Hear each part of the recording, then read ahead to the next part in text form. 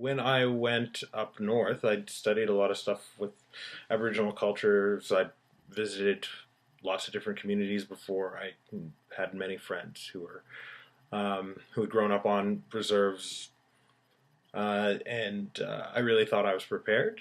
Um,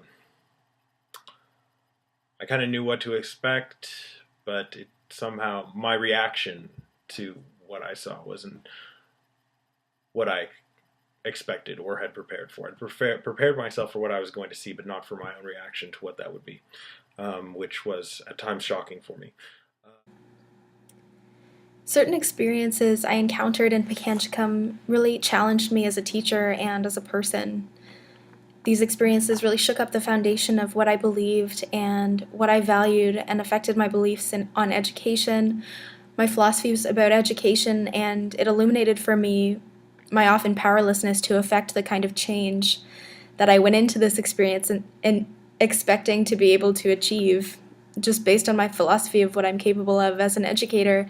And to realize that that was in fact not true was quite devastating, and ultimately it really shook up and forced me to reevaluate my assumptions about my capabilities as a leader and an educator and an influential adult in the lives of students within this context.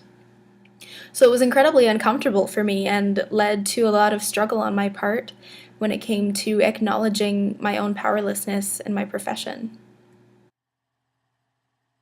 What the community really needed from me was the things that made me a good teacher that I was ignoring because I was pushing myself to do all this stuff that I'd learned in teachers college.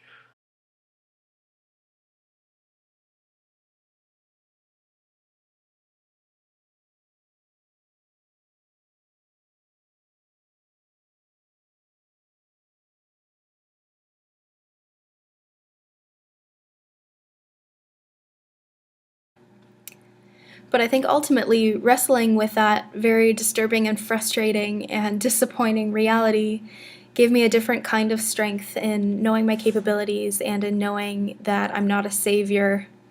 These realizations help clarify your identity and your actions, and it sort of brings down any sort of grandiose sense of self that you may have had prior to an experience like that one in a community like that, which I think is ultimately very beneficial for everyone. Though it's obviously disappointing for you at first and even at times now, but I'm sure that my future students will benefit from the break that I had to take, the space I had to create in my life to sort of reflect more on some of these unsettling realities that I discovered. But I think will ultimately benefit from those lessons that I learned and those teachings that I was indirectly taught by my students.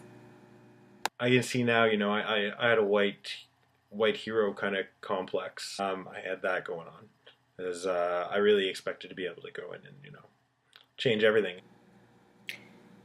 I think what struck me most about my experiences in the North is how much those experiences and my interpretations of them continue to resonate with me today as a person, as a professional, as an educator.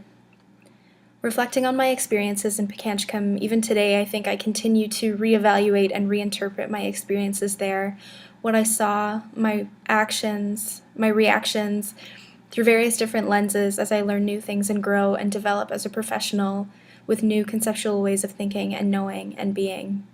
And then using these reflections and having these inform my practice in a variety of different roles that I take on now. And I think that's very profound and important. And even though my physical experience in that place can be measured in terms of months and years, those times seem to transcend calendar years and continue to affect me to this day.